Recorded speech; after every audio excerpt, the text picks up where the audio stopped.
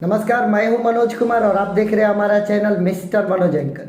तो आज है 26 मई, दिन है आज बुधवार। तो आइए सबसे पहले ज़िले की सुर्खियों पर डालते हैं एक नज़र। ज़िले में 42 लोगों ने और दे दी है कोरोना को मात। अब हमारे ज़िले में एक्टिव केसेस की संख्या बची है 342। ज़िले में पहुंची RT-PCR की मशीन, जल्द होगा इंस्टॉलेशन। दूल्हे की भाई की सड़क दुर्घटना में हुई मृत्यु, दरवाजे से लौटी बारात। सोनवर्षा ग्रामीण बैंक के पास सड़क दुर्घटना में बाइक सवार की मौत, अज्ञात वाहन ने मारी टक्कर। 26 और 27 को जिले के 11 प्रखंडों के विभिन्न केंद्रों पर 45 वर्ष से अधिक आयु वर्ग वाले लोगों का होगा टीकाकरण। हर्ष फायरिंग में दूल्हे के दोस्त की मौत, 2 हुए घायल। देश की सेवा में कार्यरत SSB जवान और जिले के लाल का कोलकाता में हुआ निधन। कोरोना से जिंदगी की जंग जीत चुके लोगों को युवाओं ने पौधा भेंट कर पर्यावरण संरक्षण की जगाई अलख। सुबह की रिमझिम बारिश बना यास तूफान के आगमन का सूचक। सुजीत हत्याकांड में चल रहा आमरण अनशन आश्वासन के बाद हुआ समाप्त। तो आइए अब खबरों को पढ़ते विस्तार से। तो सबसे पहले तो हम अपने ज़िले वासियों को देना चाहेंगे अपने ज़िले का कोरोना अपडेट, और निश्चित तौर पर हम खुशी के साथ इस बात का सूचना अब तक पहुंचा सकते हैं कि हमारा ज़िला रिकवरी के रेट पर बहुत ही तेज़ी से आगे बढ़ रहा है। पिछले 24 घंटे का जो आंकड़ा रिलीज़ किया गया बक्सर एडमिनिस्ट्रेशन के द्वारा, उसमें ये कहा गया कि 42 लोगों ने कोरोना को मात दे दी है, अर्थात रिकवरी करके वो अपने घर को स्वस्थ होकर लौट चुके हैं। वहीं जो नया टेस्ट चल रहा है उनमें 18 लोगों के अंदर कोरोना संक्रमण होने की पुष्टि की गई है। ये तय है कि संक्रमण मिलने का सिलसिला ख़त्म नहीं हुआ है। अभी भी अगर जांचें चल रही है तो कहीं ना कहीं कुछ जगहों पर हालांकि कोरोना अपने पीक से वापस लौट चुका है, ये कहा जा सकता है। और लॉकडाउन भी कुछ हद तक इसमें कोरोना के संक्रमण दर में कमी ले आने का कारक बना है। लेकिन फिर भी 18 लोगों के अंदर हमारे ज़िले में नए संक्रमण की पुष्टि हुई है। इस प्रकार से अभी हम एक्टिव केसेस की संख्या अपने ज़िले में देखें तो 342 बची हुई है। एक और खबर ये सुकून देने वाली है कि पिछले 24 घंटे में एक भी व्यक्ति की मृत्यु कोरोना संक्रमण के कारण नहीं हुई है, अर्थात हमारे ज़िले में अभी भी टोटल मृतकों की जो संख्या है वो 123 बनी हुई है। साथ ही साथ हम अपने ज़िले वासियों को ये भी सूचना देना चाहेंगे कि हमारे ज़िले में दूसरे लहर में अभी तक 6,83,503 टेस्ट किए जा चुके हैं। इनमें से कुल मिलाकर 6,83,000 में से 8,217 लोगों के पॉजिटिव होने की सूचना आई। उनमें से अब 342 केवल बचे हुए हैं एक्टिव केसेस के रूप में। तो कहीं ना कहीं हमारा और आपका जो सामूहिक प्रयास है, नागरिकों का, प्रशासन का, सरकारों का, सबके सामूहिक प्रयास की बदौलत हम अपने ज़िले बक्सर को कोरोना मुक्ति के कगार पर खड़ा कर चुके हैं। आने वाले कुछ दिन यदि यूं ही संयम धैर्य के साथ हम अपने घरों पर इंतज़ार करते रहें तो निश्चित तौर पर हम अपने आप को कोरोना मुक्त कहने के लायक हो जाएंगे। हमें याद रखना होगा कि हमसे भी विकराल रूप हुआ था अमेरिका में, इटली में, लेकिन उन लोगों ने संयम के साथ अपने जिम्मेदार नागरिक होने का परिचय देते हुए अपने देश को कोरोना मुक्त कराया था। ठीक उसी प्रकार से एक जिम्मेदार नागरिक होने के नाते हम ज़िले वासियों का यह कर्तव्य है कि हम अपने ज़िले को मुक्त करें ताकि हमारा राज्य कोरोना मुक्त हो और राज्य के मुक्त होने से हमारा देश कोरोना मुक्त हो। आइए ईश्वर से प्रार्थना करें कि जल्द से जल्द हम ज़िले वासियों को इस कोरोना से मुक्ति मिले। आगे बढ़ना चाहेंगे। ज़िले में RT-PCR की मशीन पहुंच चुकी है। DM और SP ने प्रेस वार्ता करके मीडियाकर्मियों को यह जानकारी दी कि ज़िले में पहुंच चुकी है RT-PCR मशीन। अब इसका इंस्टॉलेशन कराया जाएगा। इसके इंस्टॉलेशन के पश्चात त्वरित जांच हो सकेगा कोरोना का और सटीक रिजल्ट प्राप्त हो सकेगा। अतः यह हमारे ज़िले के लिए एक अच्छी खबर है। ज़िला प्रशासन तमाम एहतियात बरत रहा है। अभी ब्लैक फंगस भी एक छोटा सा चर्चा अभी कुछ दिन पहले शुरू हुआ था कि एक कोरोना से संक्रमित व्यक्ति की मृत्यु हुई थी जिनके अंदर ब्लैक फंगस का लक्षण देखा गया था। इसको लेकर भी ज़िला प्रशासन अलर्ट पर है और तमाम एहतियात बरते जा रहे हैं और पूरी कोशिश की जा रही है कि ज़िले में किसी भी ऐसी चीज़ की कमी ना हो जिससे कि ज़िले के लोगों को कोरोना संक्रमण में कोई तकलीफ हो। तो हम आशा करते हैं कि RT-PCR के इंस्टॉलेशन के पश्चात ज़िले में और भी सुविधाएं उपलब्ध हो जाएंगी और लोगों को सहूलियत मिलेंगी। आगे बढ़ेंगे। दूल्हे के भाई की सड़क दुर्घटना में मृत्यु हो गई है। इसे एक बहुत बड़ी विपत्ति ना कहें तो और क्या कहें। बारात में सारे लोग सज धज कर तैयार होकर दुल्हन को ले आने के लिए बाराती बनकर दुल्हन के गांव जाते हैं। दूल्हे का जो सबसे छोटा भाई होता है वो सबसे पीछे से चल रहा होता है और वो अपने बाइक पर सवार होकर निकलता है। ये पूरा जो वाकया घटित हुआ है, बारात पहुंची थी धनसोई थाना के मोहरिया गांव में। बाबूधन सिंह जो हैं, उनका तीसरा और सबसे छोटा बेटा था अनिल कुमार। सोमवार की रात दरवाजे पर द्वार पूजा की तैयारी चल रही थी। बारात आरा जिले के जगदीशपुर के भटौली गांव से निकली हुई थी। उनके दूसरे पुत्र का विवाह था, जिनके शादी में शामिल होने के लिए उनका सबसे छोटा और तीसरा बेटा अनिल सिंह बाइक से निकला हुआ था। जगदीशपुर के समीप ही उसके बाइक की टक्कर एक ट्रैक्टर से हो गई और नतीजा यह निकला कि उस नवयुवक की मौके पर ही मृत्यु हो गई। और जब यह खबर उनके परिवार वालों तक पहुंची, जो कि शादी की तैयारी करने वाले थे, अब द्वार पूजा करने की तैयारी चल रही थी, तो पूरी बारात बगैर शादी किए और वो अपने गांव को लौट गई। इसे बहुत बड़ी विपत्ति कह सकते हैं, क्योंकि इस घटना ने केवल एक गांव को नहीं बल्कि दो गांवों को मातमी माहौल में डाल दिया। केवल एक परिवार की खुशियां नहीं छीनी, बल्कि दो परिवारों की खुशियां छीन ली। जहां पर एक शादी की शहनाई बजने वाली थी, वहां पर मौत के मातम का सन्नाटा पसर गया। आमतौर पर अक्सर हम लोग ये बात, आप भी वाकिफ़ हैं और मैं भी वाकिफ़ हूँ, कि विवाहों में बाइक से बारात को अटेंड करना बहुत ही आम बात है। कम उम्र के हमारे घर के बच्चे होते हैं जो कि बाइक निकल कर और अपने मित्रों के साथ, मित्रों की टोली बनाकर और बारात को अटेंड करने के लिए जाते हैं। कई बार रास्ते में ये देखा गया है कि बाइक सवार युवक अपने बाइक पर उतना नियंत्रण नहीं रख पाते। काफ़ी नवयुवा होते हैं, परिपक्वता की उनके अंदर कमी होती है और इस प्रकार से बाइक वो चलाते हुए अपने बारात की तरफ प्रस्थान करते हैं। कई बार घटना घटित होने के चांसेस होते हैं। आप अपने गांव में सड़कों पर कई बार ऐसे युवकों को देखे होंगे।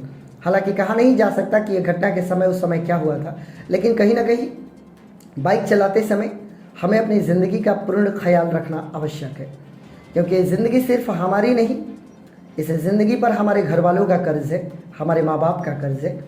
जब हम अपने बाइक को लेकर अपने घर से बाहर निकलते हैं तो कहीं ना कहीं परिवार वाले बड़ी बेसब्री से और बड़ी चिंतित होकर हमारा करते हैं इंतज़ार। तो कम से कम अपने लिए ना सही, अपने परिवार वालों के लिए आप अपनी ज़िंदगी को सलामत रखते हुए और अपने ज़िंदगी का महत्व को समझते हुए बाइक के एक्सेलरेटर को दबाएं, ताकि गति उतनी ही हो जिससे कि आपकी ज़िंदगी बहुत तेज़ी से समाप्त न हो सके। हम मृतक के आत्मा की शांति के लिए ईश्वर से प्रार्थना करते हैं। साथ ही साथ ईश्वर से ये भी प्रार्थना करते हैं कि परिवार को इस मुश्किल परिस्थिति में इतना धैर्य, इतना संयम दे कि वह इस विपत्ति का सामना कर सके। आगे बढ़ना चाहेंगे। एक और सड़क दुर्घटना में एक युवक ने अपनी ज़िंदगी को गंवा दिया है। ये घटना सोनवर्षा ग्रामीण बैंक के पास घटित हुई, जहाँ पर सड़क दुर्घटना में एक बाइक सवार की मृत्यु हो गई है। किस वाहन से टक्कर हुई ये तो नहीं पता, लेकिन घर वालों ने ये बताया कि उनके घर से विश्वामित्र चौधरी, जिनकी उम्र 25 वर्ष थी, उनके पिता का नाम भीम चौधरी है, वो थाना सिकरौल के नवाडीह गांव के रहने वाले थे। वो शादी में शामिल होने की बात कहकर घर से निकले हुए थे, लेकिन कहाँ पर शादी में जाना था ये बात उन्होंने नहीं बताई थी। संभवतः शादी को अटेंड करने के पश्चात जब वो घर को लौट रहे थे तो रास्ते में ये दुर्घटना घटित हो गई। हम अपने ज़िले में लगातार सड़क दुर्घटनाओं के खबर को हम सुनते आते हैं। हमें एक घटना से भविष्य के लिए सीख लेने की आवश्यकता होती है। अतीत में घटित हो चुकी घटनाओं को यदि आप अपने वर्तमान में शामिल करें तो निश्चित तौर पर आप अपने भविष्य को सुरक्षित रख सकते हैं। हम तमाम नवयुवाओं से अपील करेंगे कि बाइक को चलाते समय हम उसको बाइक की तरह ही इस्तेमाल करें। बहुत ही ज़्यादा रेसर बनना, गाड़ियों को ओवरटेक करना अपनी ज़िंदगी को ओवरटेक कर लेने के समान होता है। अतः किसी भी गाड़ी को ओवरटेक करते समय आप ये अवश्य सुनिश्चित करें कि रास्ता क्लियर है और आप आराम से अपनी ज़िंदगी को सलामत रखते हुए आप आगे जा सकते हैं। हम मृतक की आत्मा की शांति के लिए ईश्वर से प्रार्थना करते हैं। आगे बढ़ेंगे। 26 और 27 मई को जिले के 11 प्रखंडों के विभिन्न केंद्रों पर 45 वर्ष से जो अधिक आयु वर्ग के लोग हैं उनका टीकाकरण किया जाना है। अतः आप तमाम जिलेवासियों को हम ये सूचना देना चाहेंगे कि यदि आपने टीका नहीं लिया है और आपकी आयु वर्ग 45 वर्ष से अधिक है तो ज़िले के 11 प्रखंडों पर बने विभिन्न टीकाकरण केंद्रों पर आप अवश्य जाएं। अपने लिए एडवांस बुकिंग कराएं ऑनलाइन पोर्टल के माध्यम से। यदि आपके पास एंड्रॉयड फ़ोन नहीं है तो सेंटर पर जाकर और वहां पर स्टॉल पर खड़ा होकर आप अपनी बुकिंग करा सकते हैं। लेकिन टीकाकरण अवश्य करें, किसी भी भ्रम में आप न पड़ें और किसी भी अफवाह पर आप ध्यान न दें। हम आपको बताना चाहेंगे कि ब्रह्मपुर के छोटकी नैनीझोर, बड़की नैनीझोर और चकनी में टीकाकरण होगा। वहीं सदर प्रखंड के नाट, गढ़नी, खूंटा और मझरिया में टीकाकरण होगा। चक्की के जवही, दियर और भरियार में टीकाकरण की व्यवस्था की गई है।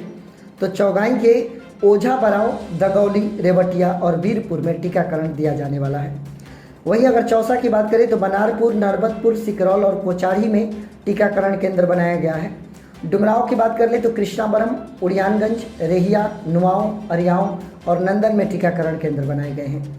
इटाढ़ी के तिरपुरवा में, मिश्रबलिया में, भखवा में, मुरारपुर में, चंदूडीहरा में और पिठानी में टीकाकरण केंद्र है। केसठ के रामपुर में टीकाकरण केंद्र बनाया गया है। वहीं नवानगर के पीपरा में, रामनगर, टिकपोखर, गिरिधर बराव, बेलाव और आथर में केंद्र बनाया गया है। राजपुर के भरखरा में, खीरी में, इटवा में, देवरिया में, कनौली में और जलाहरा में केंद्र बने हुए हैं। सिमरी के बड़का सिंगनपुरा, एकौना, मंझवारी, दुल्लापुर और राजापुर में टीकाकरण केंद्र बने हैं। इन तमाम टीकाकरण केंद्रों पर 26 और 27 मई को 2 दिनों तक टीकाकरण होने वाला है। अतः आप अवश्य ही टीकाकरण कराएं। अगर आपके अगल बगल आस पड़ोस में कोई ऐसा व्यक्ति रहता है जो टीकाकरण को लेकर अफवाहों पर ध्यान दे दिया है और वह डरने लगा है, तो आप उनके डर को समाप्त करें और ये सुनिश्चित करें कि टीका लेने से किसी भी प्रकार की हानि नहीं होने वाली है। आगे बढ़ेंगे। हर्ष फायरिंग में दूल्हे की दोस्त की मौत हो गई है। कई बार शादी में अपने शान शौकत को बढ़ाने के लिए हम गोलियां चला देते हैं और उस गोली से शादी की शहनाई मौत के मातम में बदल जाता है। और हुआ यूं ही कि जयमाल के समय गोली चलाकर अपने शान शौकत को प्रदर्शित किया गया, जिसके कारण दूल्हे की दोस्त की मौत हो गई है। यह विवाह राजपुर थाना के अंतर्गत होने वाला था। बूढ़ाडीह गांव में बारात यूपी के मनिया से आई हुई थी। जयमाला के समय गोली चलाई गई और गोली चलने से एक व्यक्ति की मृत्यु हो गई और 2 घायल हो गए। जैसे ही ये खबर बारातियों को मिली, कई मेहमान रातों रात अपने घरों को वापस लौट गए।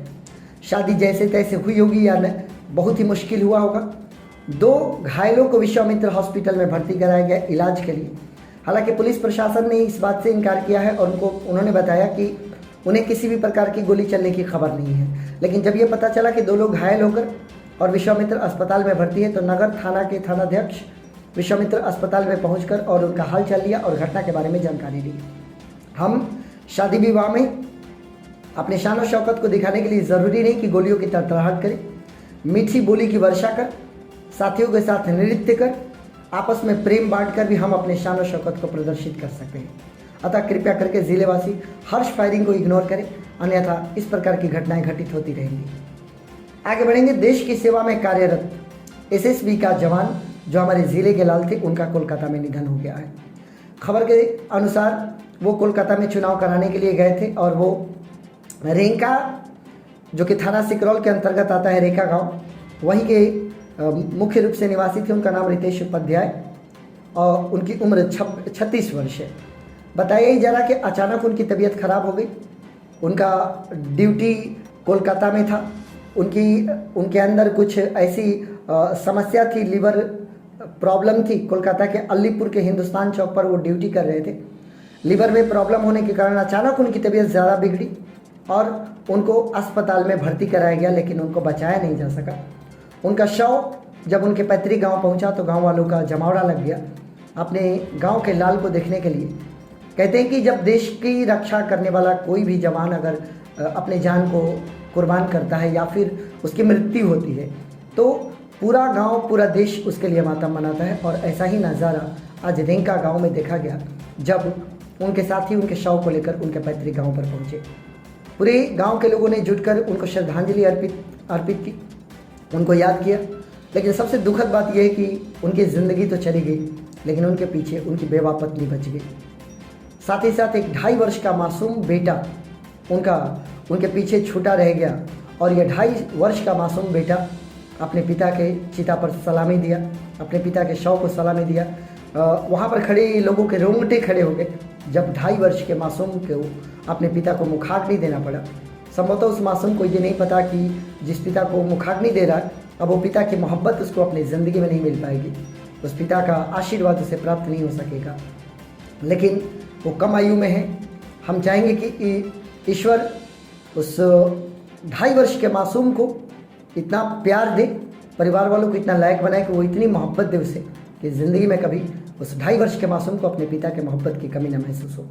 और हम अपने ज़िले के एसएसबी जवान के इस मृत्यु पर रितेश उपाध्याय को हम सलाम करते हैं। इस चैनल के माध्यम से, अपने चैनल के माध्यम से, इस वीडियो के माध्यम से, इस ज़िले के माध्यम से हम आपको श्रद्धा सुमन अर्पित करते हैं और आपके आत्मा की शांति के लिए ईश्वर से प्रार्थना करते हैं। आगे बढ़ेंगे। कोरोना से जिन लोगों ने ज़िंदगी की जंग जीत ली है, अब उनको पर्यावरण संरक्षण के लिए अलख जगाया जा रहा है और युवाओं की एक टोली ने अजय रॉय एंड टीम जो उनकी लगी हुई है लगातार कोरोना काल में अलग अलग विषयों पर लोगों के अंदर जागरूकता फैलाना, समय पड़ने पर लोगों की सहायता करना, कोरोना को लेकर लोगों को जागरूक करना, वैक्सीनेशन को लेकर लोगों को जागरूक करना, ये तमाम कार्य इनकी टीम करती है। अजय रॉय और इनकी टीम के इस सुनहरे प्रयास की हम सराहना करते हैं, जो आप घर घर जाकर उन लोगों से आपने मुलाकातें की जो कि कोरोना को हराकर अपने घर लौटे हैं। आपने उनको पौधा भेंट किया और उनको ये बताया कि पर्यावरण को संरक्षित करना ही हमारा पहला कर्तव्य होना चाहिए। आज जितनी ऑक्सीजन सिलेंडर्स के लिए मारपीट मची हुई है, अगर हमने अपने पेड़ों को नहीं काटा होता, अगर हमने अपने पीपल के पेड़ों को यूं ही सुरक्षित रखा होता, अगर हम उसकी पूजा कर रहे होते, उसको समाप्त न किए होते, तो शायद इन ऑक्सीजन सिलेंडर्स के लिए मारामारी नहीं होता। याद रखेंगे, इस वीडियो के माध्यम से हम अपने दर्शकों को बताना चाहेंगे कि जितनी सुंदरता और जितना बड़ा श्रृंगार एक सुहागन की मांग में एक सिंदूर की एक चुटकी सिंदूर का होता है, वही महत्व इस पृथ्वी पर इन वृक्षों का होता है। बगैर सिंदूर के सुहागन का मांग अधूरा रहता है या उजड़ा चमन लगता है, वैसे ही बगैर वृक्षों के हमारा ये पृथ्वी भी उजड़ा चमन दिखता है। आप कृपया करके वृक्षों के महत्व को समझें और दूसरे लोगों को भी इसके प्रति जागरूक करें। आगे बढ़ेंगे। सुबह आज रिमझिम बारिश हुई, यानी कि यास तूफान के आगमन का सूचक बन गया।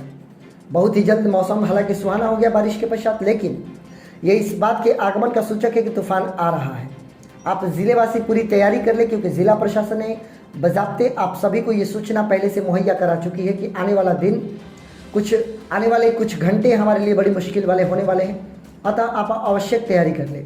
यदि आपके छत पर कोई ऐसा कराकट रखा हुआ है जिस पर कोई किसी चीज़ से ढका हुआ नहीं है या उड़ने की संभावना है, आप कृपया करके अपने छतों से कराकट को हटा लें। यदि कहीं पर आपके दुकान है जहाँ पर आपने तिरपाल वगैरह टांगा हुआ है, उनको समेट कर रख लें। कहीं पर आपने खेत काट कर फसल रखा उसको हटा लें। भूसा अगर आपने कहीं पर रखा उसको हटा लें।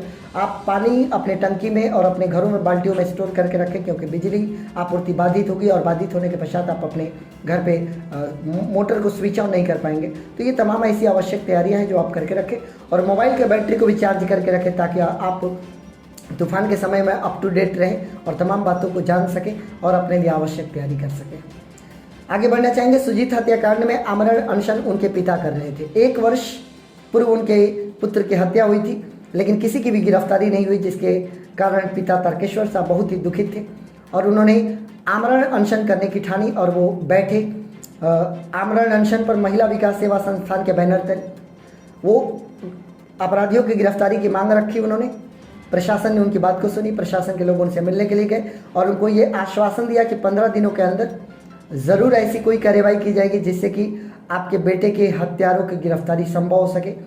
इस आश्वासन के पश्चात उनके पिता का आमरण अनशन समाप्त हुआ और हम भी ये उम्मीद करते हैं कि पुलिस त्वरित कार्रवाई करे, क्योंकि जिस पिता ने 1 वर्ष पूर्व अपने पुत्र को खोया है, उस पिता को न्याय मिलना चाहिए, पुत्र के हत्यारों को सज़ा मिलनी चाहिए और ये पूरा कर्तव्य है जिला प्रशासन का और जिला पुलिस का कि वो हत्यारों की गिरफ्तारी करे। यह हमारे बक्सर ज़िले का अपडेट है जो मैंने आप तक पहुंचाया। हमारा सुरक्षित रहना आवश्यक है ताकि हम न्यूज़ बनाते रहें, और आपका सुरक्षित रहना आवश्यक है ताकि आप व्यूज़ करते रहें। लेकिन याद रखेंगे, कोरोना काल चल रहा है और यास तूफान भी आ गया, तो कोरोना से तो बचाव करने के लिए आप तमाम बातें मैं रोज़ बताता हूँ। यास तूफान से भी आप बचने की पूरी तैयारी करें। साथ ही साथ सड़क दुर्घटनाएं में जो मृत्यु हो रही है, मैं एक बार पुनः वीडियो को समाप्त करने से पहले निवेदन करना चाहूँगा कि आप बाइक के एक्सीलरेटर को उतना ही दबाएं जिससे कि ज़िंदगी अपनी रेस जल्दी ख़त्म ना कर ले और ज़िंदगी अपने मंजिल पर जल्दी ना पहुँच जाए और उस डेड स्टॉप पर ना पहुँच जाए जहाँ पर ज़िंदगी हमेशा के लिए समाप्त हो जाती है। अतः बाइक लेकर जाते समय आप अपने ज़िंदगी की सुरक्षा को सुनिश्चित करें। आप सकुशल रहें, सुरक्षित रहें एंड मोस्ट इम्पॉर्टेंटली कोरोना, यास तूफान और सड़क दुर्घटनाओं से बचे रहें, ऐसी हमारी कामना है और आप हमारे साथ बने हुए हैं। इसके लिए आप सभी का बहुत बहुत धन्यवाद।